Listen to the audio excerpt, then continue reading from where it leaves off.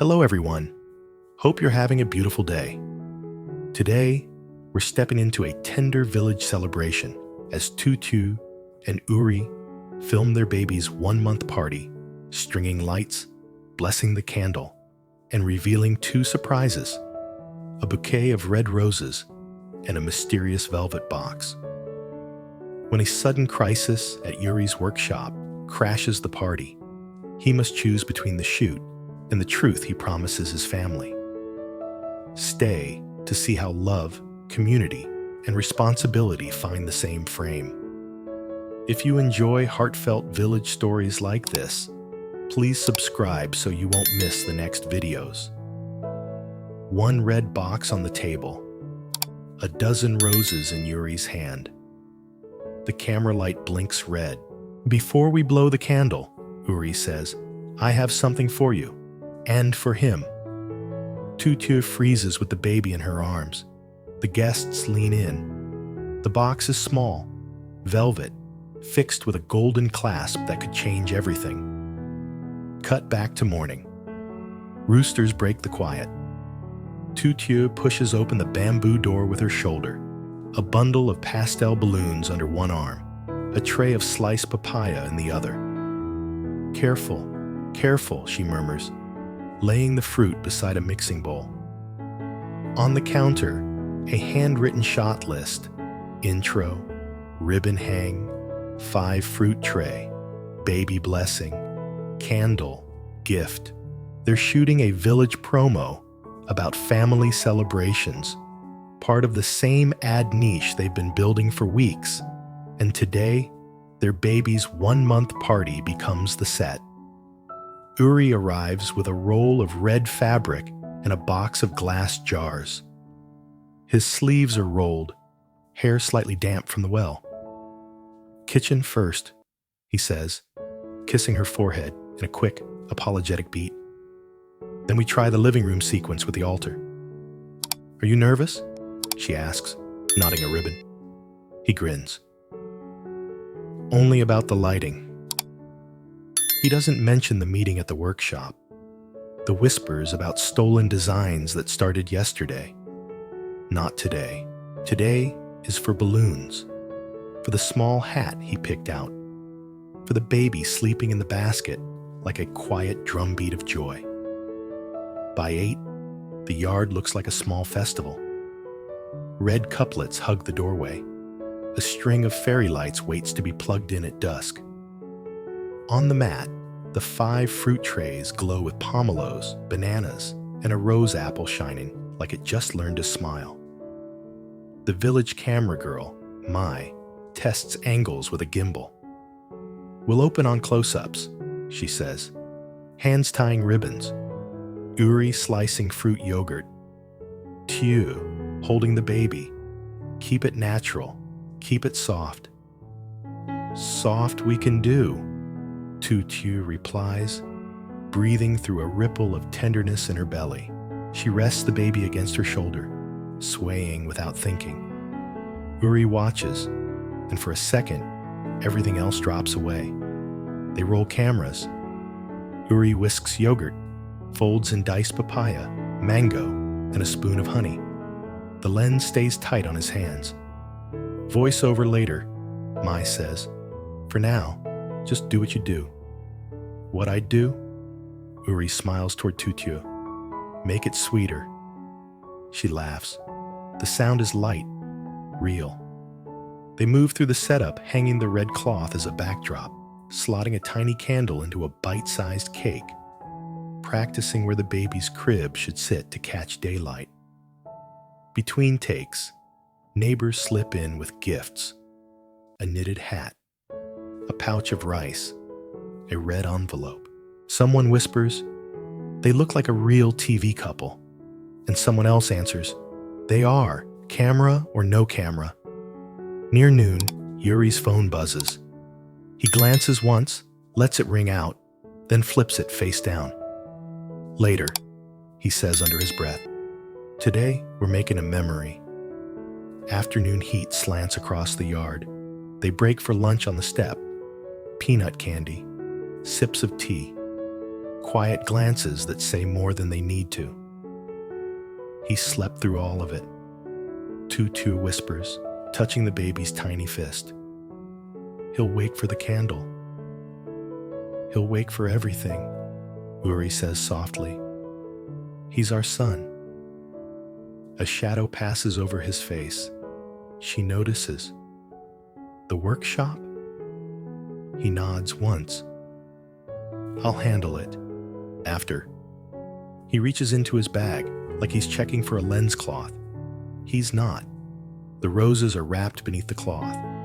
The box sits under the roses. They rehearse the evening sequence.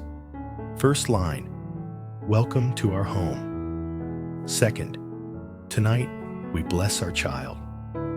Mai blocks their movements in the living room altar to table, table to crib, crib to door, so the shots flow like a dance. Every action is real. Incense lit for ancestors, a small prayer, a smile. The camera turns their life into frames, but the feelings don't need direction. Dusk gathers. The fairy lights warm the bamboo walls, and guests drift in on sandaled feet. Familiar faces from the market.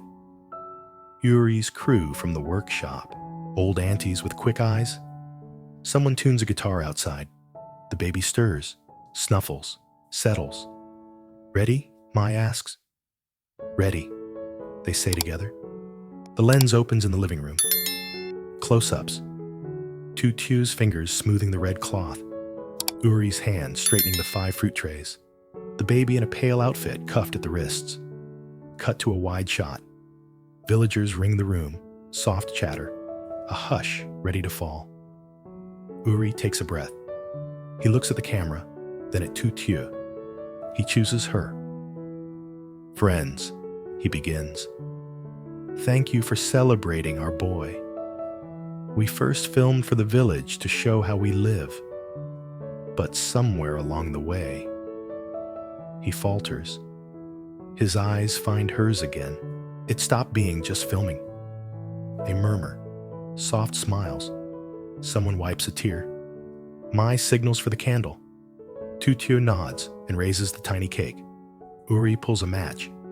The baby blinks, as if the air is changing. Uri puts the match down. Before the candle, he says, I want to speak the truth. He reaches under the tablecloth and draws out the bouquet, dozens of red roses, tied with satin. The room breathes out in surprise. He offers them to her with both hands. For everything you carry, he says, for everything we will carry together. Her mouth trembles. She accepts the roses, but her gaze is on him, not the flowers. The camera catches it all, the way her shoulders drop, relieved of some invisible weight.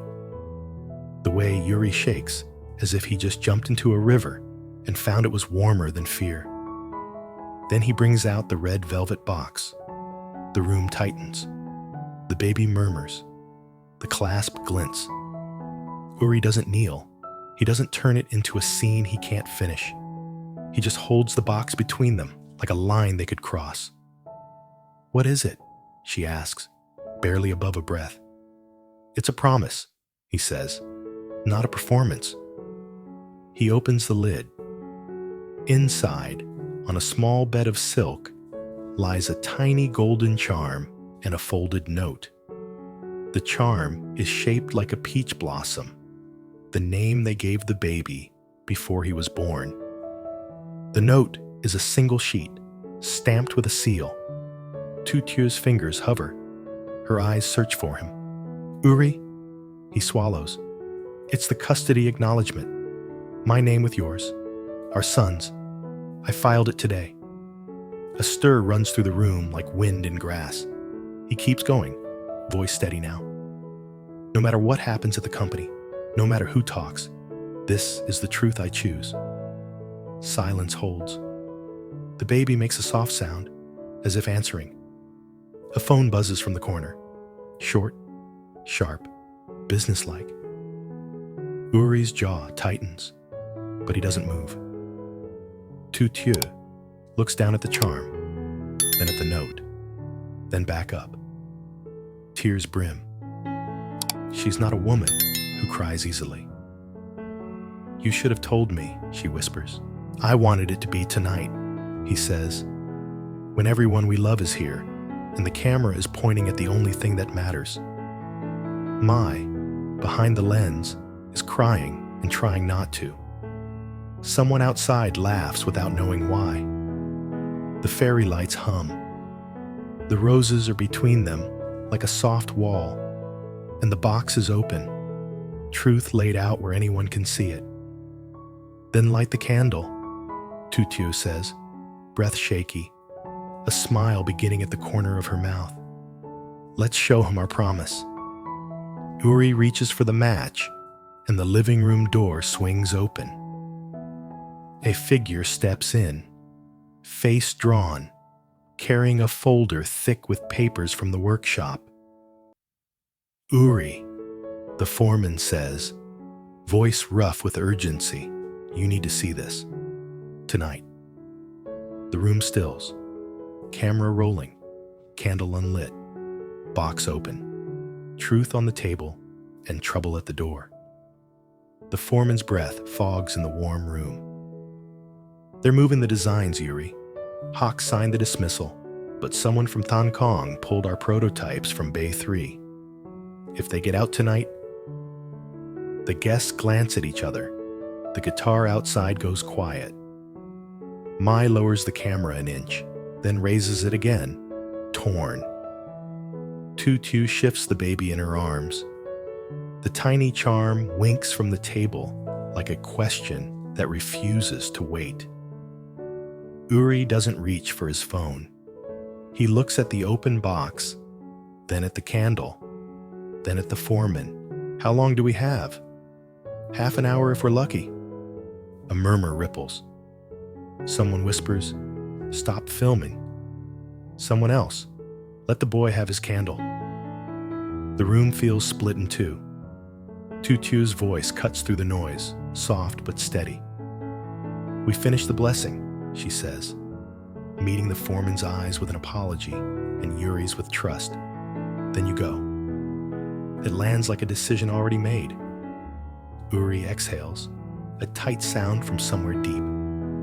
The foreman nods once and steps back to the doorway, waiting, protective, like a guard posted at the threshold of their moment. Mai wipes her face with her sleeve. Speed, she says, voice shaking. Camera rolling. Uri strikes the match. Flame blooms, small and honest. He shields it with his hand and touches it to the wick. The candle takes a thin thread of light steadying into glow. The baby turns his head, eyes finding the flicker as if it's a star brought indoors. For our son, Uri says, voice clear. For truth, that doesn't need a microphone. For gentleness, that doesn't need permission, Tu Tieu adds. They hold the cake together, so the flame is between them. The guests lean closer, long breaths held. Uri counts under his breath with the baby, 1, 2, and they all blow a soft chorus. The light gives up its place, smoke spiraling like a ribbon, then fading. Applause rises not loud, not showy, just warm. An auntie hums a baby blessing. The guitar picks up again. Uri sets the cake down, picks up the charm, and fastens it to a tiny red thread bracelet Mai found in her kit. His hands tremble. He ties the thread around the baby's wrist, then kisses the child's palm, as if he's sealing something only they can hear. I'll be back, he tells the baby. And then to Tu Tieu, I'll fix it. You already fixed the most important thing, she answers, tapping the custody paper with a fingertip. Now go keep what you build. He squeezes her hand, then looks at the room. Friends, thank you for sharing this with us. This is the part of the ad we can't script. Laughter breaks the tension. Someone says, Good luck, son. Uri nods to the foreman, and they step outside into night air that smells like dust and jasmine. The door swings shut. The room's energy shifts not to sadness, but to solidarity. Neighbors move as if a dance cue has been called. The women carry tea. The men adjust lights for a final sequence. The aunties swaddle the baby and whisper old sayings that have held families together longer than contracts. Mai keeps filming. She tracks Tu Tieu as she tucks the roses into a tall jar and places the open red box by the altar. She frames the custody paper beneath the portrait of ancestors. For the cut, Mai says softly, we'll interleave his run with your quiet. Promise and proof. Promise and proof, Tu Tieu repeats, testing the words as if they're a plank she's willing to walk across. Outside, Uri's footsteps quicken on the lane. The foreman briefs him in low bursts who signed, who stalled, who tried to move the prototypes under cover of a delivery slip. They cut along the fence line, past the banyan, toward the workshop's dim roofline. A motorbike coughs to life. Uri's jaw sets. The custody stamp burns warm in his pocket like a small sun he carries with him. Back in the house, the party finds its second wind. The guitar slides into an old village song. Kids dart under the fairy lights, hands sticky with peanut candy. Tu Tieu tilts the baby so he can see shadows jump across the bamboo wall. She doesn't speak much. She doesn't need to. Every time someone meets her eyes, they see what the roses said and what the paper confirmed, not performance, choice. Close-ups, Mai whispers, moving in. The lens drinks in detail. The charm against the baby's soft skin, smoke line thinning into the rafters, roses opening in the heat, a tear she doesn't let fall. Tilt up, Mai tells herself, framing the altar and the box in the same shot. Hold, cut. Minutes stretch. The door opens again, not with crisis, but with purpose. Uri's crew appears first, faces flushed, arms loaded with sealed boxes. The foreman follows, sleeves streaked with grease and triumph. Then Uri steps in, hair damp with sweat, shirt dusted with saw powder, eyes bright and clear in a way that wasn't there an hour ago. He stops at the threshold.